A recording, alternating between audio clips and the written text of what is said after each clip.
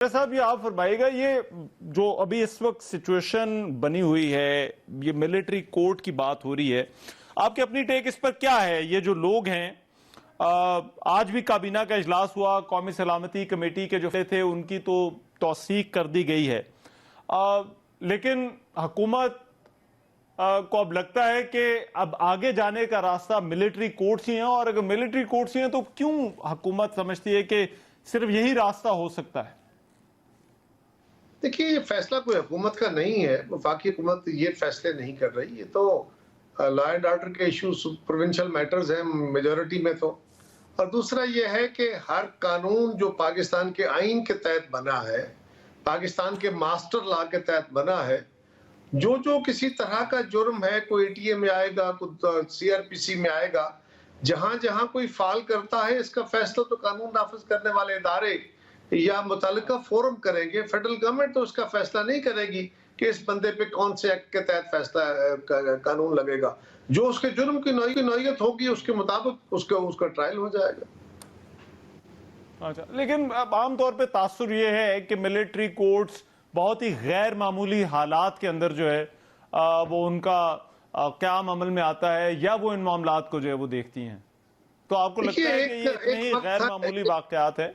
जी नहीं, मैं गुजारिश ये करूं कि एक वक्त था जब सानहा पेशावर हुआ, आर्मी पब्लिक स्कूल वाला, तो उस वक्त एक खसूसी तौर पे उन दहशतगर्दों के खिलाफ जिन्होंने सिविलियंस के ऊपर भी अटैक किया और बाकी सारे किए, उनसे निपटने के लिए स्पेशल एक 2 साल की इजाजत दी गई मिलिट्री कोर्ट्स बनाने की।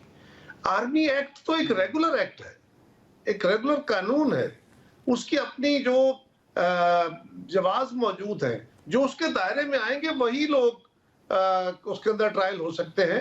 अगर वो उसके दायरे में नहीं आएंगे वो ट्रायल नहीं होंगे, और अगर कोई हुआ तो अदालतें ऊपर बैठी हुई है, यकीनन अदालतें उसका कॉग्निजेंस ले लेंगी। ये तो अंडरस्टूड बात है ना, कोई बियॉन्ड द लॉ तो नहीं जाएगा। अच्छा। वहां जिस बात को इससे रिलेट किया जा रहा है वो तो 2 साल के लिए स्पेशल प्रोविजन रखी गई थी कि उनका ट्रायल भी वहां होगा, मिलिट्री कोर्ट्स बनेगी और मिलिट्री कोर्ट्स के जरिए इनको सजाएं मिलेंगी। ये तो आर्मी एक्ट की बात हो रही है।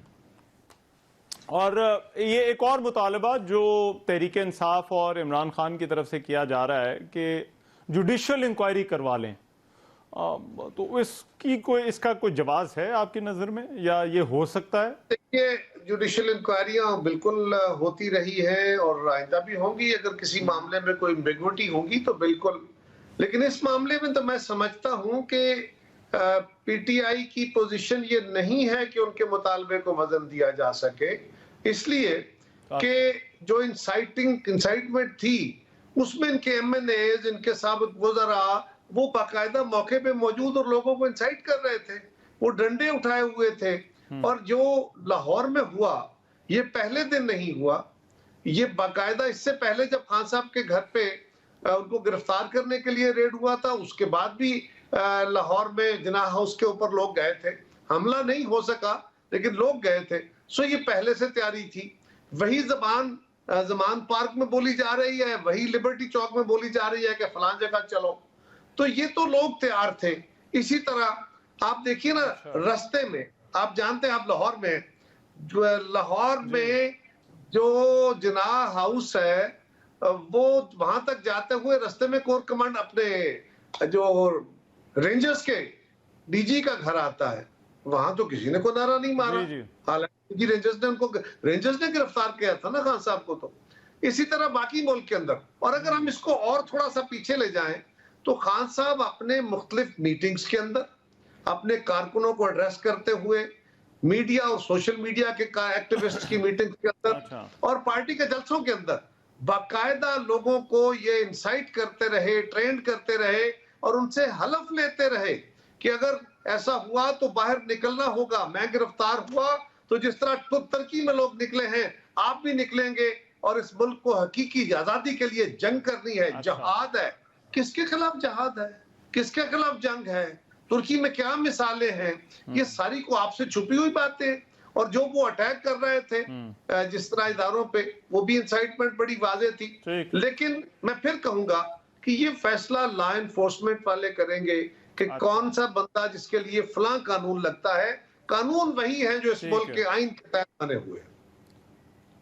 ठीक है, राइट। अब हुमायूं अख्तर खान साहब, आप किस तरह से देखते हैं ये 9 मई के वाकयात की जो तहकीकात हो रही है? अभी तो पंजाब हुकूमत ने कहा है कि हम JITs भी बना लेंगे, वो भी ऐलान जो है वो हुआ है, और फिर ये भी कहा जा रहा है कि फिर ये देखा जाएगा कि कौन किस वाक़े में मुलव्वस है, और फिर ही फैसला होगा कि मामला मिलिट्री कोर्ट जाएगा या फिर ATC के अंदर जाएगा। सबसे पहले तो ऑब्वियसली एक चीज वाज़ेह है कि बहुत ही अफसोसनाक वाकयात हुए 9 मई को, और पूरी कौम का दिल बुरी तरह दुखा हुआ है। हमें अपनी फौज पे फख्र है, और हमारी फौज ने महदूद वसाइल के बावजूद जिस तरीके से बैरूनी और अंदरूनी खतरात का मुकाबला किया है और जो इतनी कुर्बानियां दी हैं, इसमें किसी को, पाकिस्तानी को कोई इनकार नहीं। हाँ, अलबत्ता अब इशू ये है, और हम पहले दिन से ये कह रहे हैं कि इसकी तहकीकात कराई जाए। हमारा मुतालबा है कि सुप्रीम कोर्ट लेवल की सतह की तहकीकात हों। माजरत के साथ हमें पंजाब गवर्नमेंट की JITs पे इतना एतमाद नहीं है। वो मॉडल टाउन का जो सानिया हुआ था, उसकी JIT का पता नहीं क्या बना, क्या नतीजे निकले, और बाकी जो इमरान खान साहब पे हमला हुआ था वजीराबाद में 3 नवंबर को, उसकी JITs के नतीजे आपके सामने हैं। तो हम सुप्रीम कोर्ट की सतह की JIT चाहिएंगे। ये एक बहुत ही पेचीदा मसला है। कायरा साहब ने बयान किया कुछ हद तक आर्मी एक्ट के तहत चीजें आए, या जो आपको मालूम है कि 2015 में जो इंतहाई अफसोसनाक वाकया था आर्मी पब्लिक स्कूल का, जिसमें बच्चे शहीद कर दिए गए, उसके बाद एक कॉन्स्टिट्यूशनल अमेंडमेंट लाई गई थी जिसमें एक सनसेट क्लॉज थी 2 साल के लिए। उस क्लॉज को फिर 2 साल बाद, अगले 2 साल, और ये सारे वाकयात PMLN की हुकूमत के दौरान हुए, आर्मी एक्ट को भी कुछ हद तक तब्दील किया गया था। But that army act is a legislation. Constitutional amendment इसलिए की गई थी कि एक्चुअली तो इस मुल्क में जो जुडिशल सिस्टम है वो पाकिस्तान की अदालतों पे बेस्ड है, तो वो एक खास एक्सक्लूजन दी गई थी। अब मैं तो एक सियासतदान हूँ, मैं कोई एक्सपर्ट, कॉन्स्टिट्यूशनल एक्सपर्ट या लीगल एक्सपर्ट नहीं हूँ, लेकिन मैं इतना आपको बता सकता हूँ कि इसमें, इस मुल्क में काफी लंबी बहस चलेगी कि इसमें कोई शक नहीं, इसमें किसी किस्म का कोई शक नहीं कि जो लोग कसूरवार हैं, जिन लोगों ने पाकिस्तान की तारीख में पहली दफा, और मैं तो पर्टिकुलरली काफी सेंसिटिव हूँ इस मामले में, मैं एक शहीद जर्नैल का बेटा हूँ, मेरी जिंदगी, मैं पला जमा इन्हीं कैंटोनमेंट्स में और इन्हीं ये जो घर अटैक हुए, मेरी तो परवरिश इस नौयत के घरों में हुई, तो बाकी कौम की तरह मैं भी बेइंतहा अफसरदा हूँ। आपको क्या लगता है हुमायूं अख्तर साहब, फिर आपको क्या लगता है ये जो वाकयात हुए हैं ये क्यों हुए हैं? देखिए, मैं कयास आराई रहमान नहीं करना चाहता, और मैं अभी यही सोच रहा था कि हर रोज 2-2, 3-3 हमारे PTI के नुमाइंदों को आगे ले आया जाता है। बेहतर ये होता कि तहकीकात का इंतजार तो कर लेते, मतलब ये तो फैसले कर लिए हैं इन साथियों ने, और छोड़ने की जल्दी पड़ी हुई है।